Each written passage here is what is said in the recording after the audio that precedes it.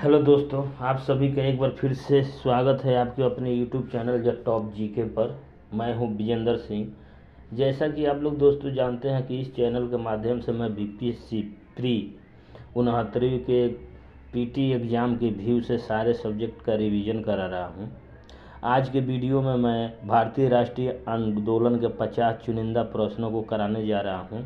आज मेरा यह दूसरा पार्ट है और यह जो टॉपिक जो मैं लेकर आया हूँ बीपीएससी पीटी, बिहार दरोगा और कांस्टेबल, बीएसएससी सारे एग्ज़ाम के लिए इम्पोर्टेंट होने वाला है। जो मैं डेली 2 सब्जेक्ट का रिवीजन कराता हूँ 50-50 प्रश्नों को, जो उपकार गाइड से जो भी मेरे को अच्छा लगता है, जो बार बार रिपीट होने की संभावना होती है, उसी को मैं लेकर आता हूँ। दोस्तों आइए शुरू करते हैं आज के प्रश्न को।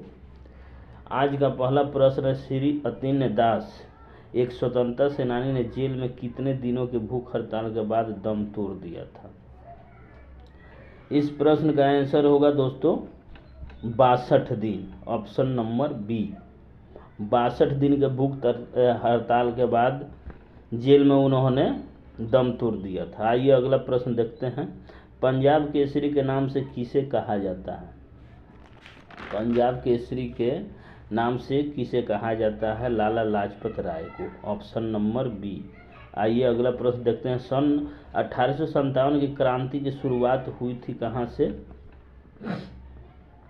1857 की क्रांति की शुरुआत मेरठ से हुई थी, ऑप्शन नंबर डी। आइए अगला प्रश्न देखते हैं। निम्नलिखित को कालानुक्रम में लगाएं। बंगाल का विभाजन, चौरा चौरी घटना, प्रथम गोलमेज सम्मेलन।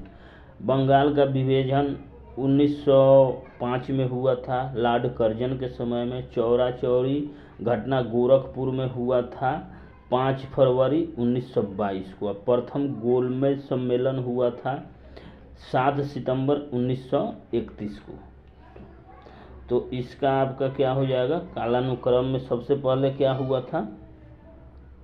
बंगाल का विभाजन 1905 में हुआ था, तो 1 नंबर पहले आएगा। फिर उसके बाद क्या आ जाएगा?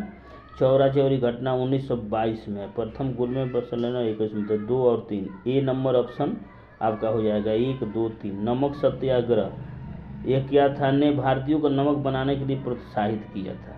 ने सरकार को दिखा दिया कि भारतीय अनुचित कानूनों को तोड़ देंगे। यह साबित कर दिया कि महात्मा गांधी एक जन नेता थे। औपचारिक सरकार की वित्त व्यवस्था को छीन भिन करने के लिए अभिकल्पित था। इस प्रश्न का आंसर हो जाएगा बी। नमक सत्याग्रह ने सरकार को दिखा दिया कि भारतीय अनुचित कानूनों को तोड़ देंगे। आइए अगला प्रश्न देखते हैं। रियासत गांधी को भारत में ब्रिटिश साम्राज्य का अंग बनाया गया था राज्य अपहरण नीति के माध्यम से। तो इस प्रश्न का आंसर क्या हो जाएगा? Option number A. आइए अगला प्रश्न देखते हैं। महात्मा गांधी ने अपनी दांडी यात्रा कहाँ से शुरू की थी? साबरमती आश्रम से महात्मा गांधी ने 12 मार्च 1930 को 78 समर्थकों के साथ दांडी पहुंचकर नमक कानून तोड़ा था उन्होंने 24 दिन की यात्रा के बाद। तो इस प्रश्न का आंसर क्या हो जाएगा? साबरमती आश्रम, ऑप्शन नंबर बी डी। भारतीय राष्ट्रीय कांग्रेस के आरंभ में ब्रिटिश सरकार का इसके प्रति रवैया क्या था? मैत्रीपूर्ण था। भारतीय कांग्रेस के आरंभ में ब्रिटिश सरकार का इसके प्रति रवैया क्या था? मैत्रीपूर्ण था। 58 का क्या हो जाएगा? Option number B. आइए अगला प्रश्न देखते हैं। मंगल पांडे ने 29 मार्च 1857 में अंग्रेज अधिकारी पर कहाँ गोली चलाई थी? इस प्रश्न का आंसर हो जाएगा Barrackpore, option number C. Cabinet mission 23 मार्च 1946 को भारत आया था। इसके सदस्य कौन नहीं थे? देखिए दोस्तों, कैबिनेट मिशन के 3 सदस्य थे, एस्टोपर प्रिंस, एबी अलेक्जेंडर और पैथिक लॉरेंस। इसमें साइमन इसके सदस्य नहीं थे। तो इस प्रश्न का आंसर क्या हो जाएगा? Option number B. अगला प्रश्न देखते हैं। मुस्लिम लीग द्वारा प्रत्यक्ष कार्यवाही दिवस कब मनाया गया था? मुस्लिम लीग द्वारा 16 अगस्त 1946 को प्रत्यक्ष कार्यवाही दिवस मनाया गया था, जब वो भारतीय राष्ट्रीय कांग्रेस से अलग हो गए थे और अलग राष्ट्र की मांग कर रहे थे। तो उन्होंने अपना कार्यवाही दिवस मनाया था 16 अगस्त 1946 को। भारतीय राष्ट्रीय कांग्रेस का प्रथम अधिवेशन बिहार में कहाँ संपन्न हुआ था? बिहार में गया जिला में भारतीय राष्ट्रीय कांग्रेस का पहला अधिवेशन हुआ था 1922 में। आइए अगला प्रश्न देखते हैं। लोकमान्य की उपाधि से किस भारतीय को नवाजा गया? लोकमान्य की उपाधि से किसे नवाजा गया था? बाल गंगाधर तिलक को। Option number B. आइए अगला प्रश्न देखते हैं। 1947 में भारत की स्वतंत्रता के समय इंग्लैंड में किस राजनीतिक दल की सरकार थी? लिबरल पार्टी की सरकार थी 1947 में, जिस समय भारत आज़ाद हुआ था। गांधी जी को सर्वप्रथम महात्मा किसने कहा था? गांधी जी को सर्वप्रथम महात्मा रविंद्रनाथ टैगोर ने कहे थे। Option number A. आइए अगला प्रश्न देखते हैं। 1857 की क्रांति के समय भारत का गवर्नर जनरल कौन था? 1857 की क्रांति के समय भारत का गवर्नर जनरल लॉर्ड कैनिंग था। आइए अगला प्रश्न देखते हैं। वो कौन व्यक्ति था जिसने क्रीमिया का युद्ध 1854 से 56 तथा 1857 की क्रांति दोनों में भाग लिया था? इससे एक प्रश्न बन रहा है कि क्रीमिया का युद्ध कब हुआ था? 1854 से 56 के बीच में, ये भी याद रखिएगा। और 1857 की क्रांति दोनों में भाग लिया था। 67 नंबर प्रश्न का आंसर क्या होगा? ऑप्शन नंबर डी, अजीमुल्ला खां। आइए अगला प्रश्न देख रहे हैं। अमृता देवी ने किसके लिए अपनी जान गंवा दी? अमृता देवी ने किसके लिए अपनी जान गंवा दी? खेजड़ी पौधों के लिए, खेजड़ी पौधों के लिए। Option number A. 9 अगस्त वो क्रांति दिवस के रूप में मनाते हैं क्योंकि यह है किसके जन्मतिथि है? जन्म दिवस है भारत बाल गंगाधर तिलक का जन्म दिवस। 1857 के गदर की शुरुआत। 1942 में भारत छोड़ो प्रस्ताव की स्वीकृति। क्रांति दिवस मनाते हैं 1942 में भारत छोड़ो प्रस्ताव की स्वीकृति पर। Option number C. आइए अगला प्रश्न देखते हैं। महात्मा गांधी के नेतृत्व में निम्नलिखित 3 आंदोलनों का सही समय क्रम क्या है? चंपारण आंदोलन, असहयोग आंदोलन और दांडी यात्रा। दांडी यात्रा 12 मार्च 1930 को शुरू हुआ था। चंपारण सत्याग्रह 1917 का शुरू हुआ था। असहयोग आंदोलन 1920 को शुरू हुआ था। तो इसका क्या हो जाएगा, इसको बताइए। सबसे पहले हो जाएगा चंपारण सत्याग्रह 1917 को, तो एक पहले आएगा। उसके बाद असहयोग आंदोलन 1920 आएगा, 2 हो जाएगा। दांडी यात्रा 1930। तो इस प्रश्न का आंसर हो जाएगा ऑप्शन नंबर डी, 1, 2, 3। आइए नेक्स्ट प्रश्न देखते हैं। चिपको आंदोलन के संबंध में दिया गया है। वृक्षों की कटाई रोकने हेतु एक पर्यावरणीय आंदोलन था। सही हो जाएगा। चिपको आंदोलन वृक्ष की कटाई को रोकने के लिए एक आंदोलन था। इस प्रश्न का आंसर हो जाएगा 1। अगला देखते हैं। फिर इसमें ऑप्शन 3 और है। ने पारिस्थितिक और आर्थिक शोषण का प्रश्न उठाया। अपनी विस्तृत कार्यसूची के रूप में मध्यवयस्कता के विरुद्ध आंदोलन है। यह मांग रखी कि स्थानीय समुदाय का उनके प्राकृतिक संसाधनों पर नियंत्रण होना चाहिए। इस प्रश्न का आंसर क्या हो जाएगा? 1 तो पहले सही है, उसके बाद क्या हो जाएगा बताइए? केवल 1 और 2 ने पारिस्थितिक और आर्थिक शोषण का प्रश्न उठाया। Option number A. निम्नलिखित में से किस अधिनियम के अधीन भारतीय ईसाइयों तथा आंग्ल भारतीयों का प्रतिनिधित्व के लिए पृथक निर्वाचन मंडल बनाए गए थे? भारत सरकार अधिनियम 1919। Option number C. आइए अगला प्रश्न देखते हैं। 73 नंबर प्रश्न। इंडियन नेशनल कांग्रेस के संस्थापक कौन था? इंडियन नेशनल कांग्रेस का संस्थापक यो ह्यूम था, जो 24 दिसंबर 1885 को मुंबई में इंडियन नेशनल कांग्रेस की स्थापना की गई थी। इसीलिए यो ह्यूम को भारतीय राष्ट्रीय कांग्रेस का जनक भी कहा जाता है। आइए अगला प्रश्न देखते हैं। निम्नलिखित में से कौन सा सुमेलित नहीं? 1857 विद्रोह के केंद्र और नायक लखनऊ, बेगम हजरत महल, बरेली, खान बहादुर खान, झांसी रानी लक्ष्मीबाई और आरा मंगल पांडे। आरा मंगल पांडे नहीं हुआ दोस्तों, आरा हो जाएगा, आरा क्या हो जाएगा बताइए? बाबू वीर कुंवर सिंह। तो इस प्रश्न का आंसर हो जाएगा ऑप्शन नंबर डी, सुमेलित नहीं। मंगल पांडे कहाँ से थे बताइए? कानपुर से। आइए अगला प्रश्न देखते हैं, निम्नलिखित में से कौन से उपन्यास भारत के स्वतंत्रता सेनानियों के लिए प्रेरणा का स्रोत बने? बताइए। आनंद मठ, ऑप्शन नंबर डी। आनंद मठ एक बंगाली उपन्यास है जिसको बंकिम चंद्र चटर्जी ने लिखा था। आइए अगला प्रश्न देखते हैं, भारतीय राष्ट्रीय कांग्रेस के संस्थापक कौन थे? 2 बार हो गया, ई.ओ. ह्यूम। Option number A. निम्नलिखित में कौन संविधान प्रारूप समिति ड्राफ्टिंग कमेटी के सदस्य थे? Doctor B R. अम्बेडकर संविधान प्रारूप समिति के सदस्य थे। आइए अगला प्रश्न देखते हैं, निम्नलिखित में किस राष्ट्रवादी नेता ने जर्मनी और ब्रिटेन के युद्ध को ऐसे दैवीय अवसर के रूप में देखा जो भारतीयों को लाभान्वित कर सकता था? बताइए क्या हो जाएगा इसका?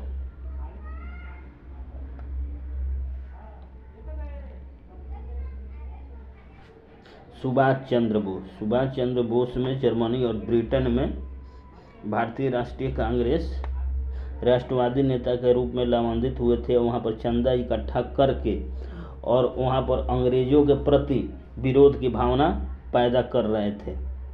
आइए अगला प्रश्न देखते हैं, भारत का प्रत्येक नागरिक का यह कर्तव्य होगा कि वह प्राकृतिक वातावरण को संरक्षित रखने तथा उसे सुधारने का प्रयास करे, जिसमें वन, झील, नदी या वन्य जीव शामिल है तथा सभी जीव जंतुओं के प्रति प्रेम की भावना रखे।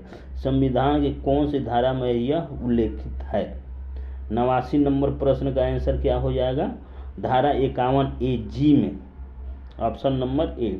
आइए अगला प्रश्न देखते हैं, लंदन में आयोजित इनमें से किस गोलमेज सम्मेलन के क्षेत्र में गांधी जी ने भारतीय राष्ट्रीय कांग्रेस के एकमात्र प्रतिनिधि के रूप में हिस्सा लिया?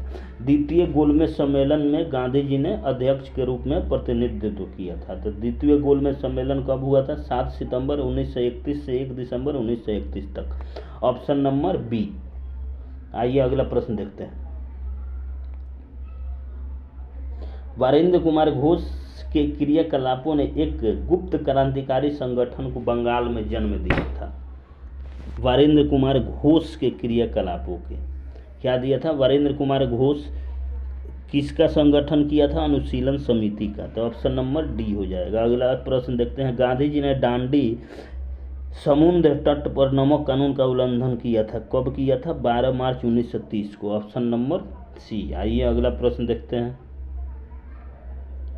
निम्नलिखित स्थानों में से कहाँ महात्मा गांधी ने भारत में सर्वप्रथम सत्याग्रह प्रारंभ किया था?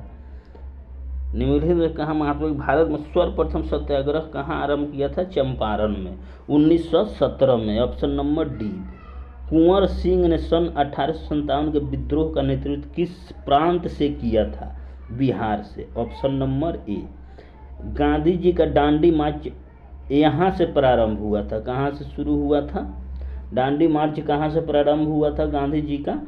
अहमदाबाद से।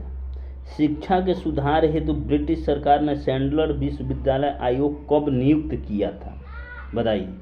1917 में शिक्षा के सुधार के लिए सैंडलर आयोग, जो शिक्षा सुधार से संबंधित था, लाया गया था। तो इस प्रश्न का आंसर क्या हो जाएगा? ऑप्शन नंबर बी, 1917 में। आइए अगला प्रश्न देखते हैं, जालियांवाला बाग में गोली मारने का आदेश इन्होंने दिया था, किसने दिया था? जनरल डायर ने, ऑप्शन नंबर सी होगा। इंडियन इंडिपेंडेंस लीग की स्थापना किसने की थी? 88 नंबर प्रश्न का आंसर क्या हो जाएगा? रास बिहारी बोस ने, ऑप्शन नंबर बी। आइए अगला प्रश्न देखते हैं, उस भारतीय का क्या नाम था जिसने तीनों गोलमेज सम्मेलन में भाग लिया था? B R. Ambedkar, option number B.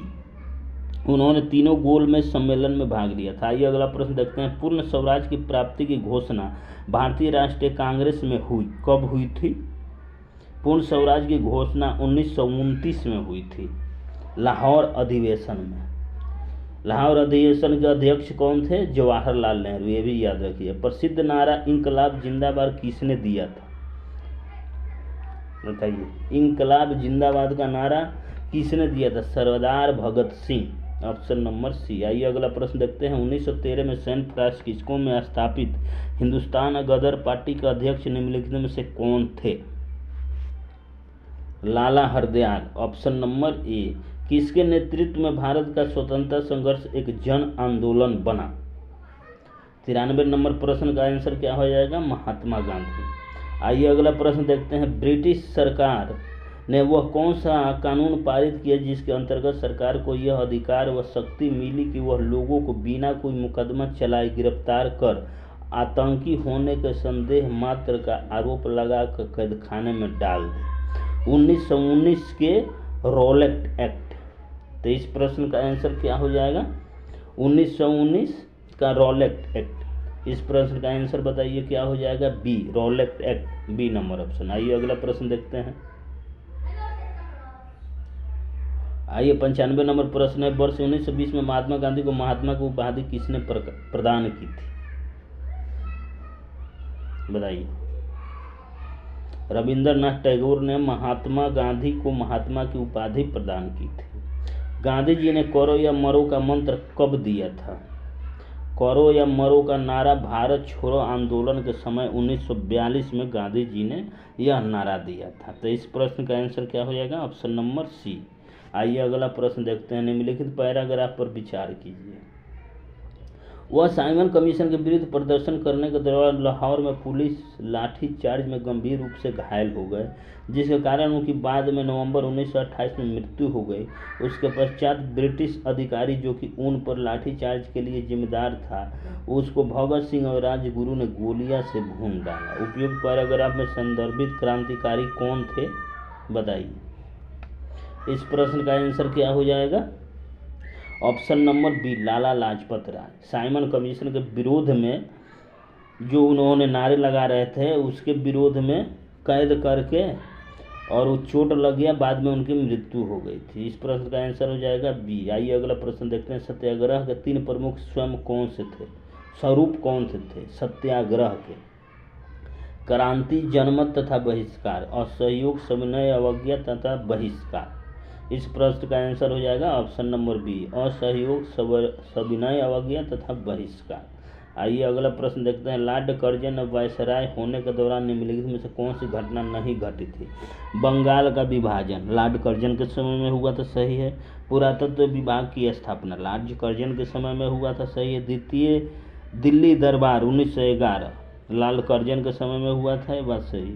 लेकिन भारतीय राष्ट्रीय कांग्रेस का गठन किसके समय में हुआ था? लॉर्ड डफरिन के समय में हुआ था। तो इस प्रश्न का आंसर भारतीय राष्ट्रीय कांग्रेस, ऑप्शन नंबर डी हो जाएगा। आइए लास्ट प्रश्न देखते हैं। निम्नलिखित में कौन सुभाष चंद्र बोस की आज़ाद हिंद फौज का सदस्य नहीं था? 100 नंबर प्रश्न का आंसर है GS ढिल्लो। तो यह एपिसोड यहीं पर ख़त्म होता है। कल फिर 50 प्रश्नों के एपिसोड लेकर आऊँगा दोस्तों। वीडियो कैसा लगा, अच्छा लगे या बुरा लगे, इसको कमेंट बॉक्स में कमेंट कीजिए दोस्तों। इस चैनल पर अगर आप नए हैं तो चैनल को सब्सक्राइब कीजिए, शेयर कीजिए और बेल आइकन को दबा दीजिए, ताकि मैं जो भी वीडियो बनाऊं उसका नोटिफिकेशन आपके मोबाइल पर पहुंच जाए। और इस चैनल का सहयोग कीजिए। नमस्कार।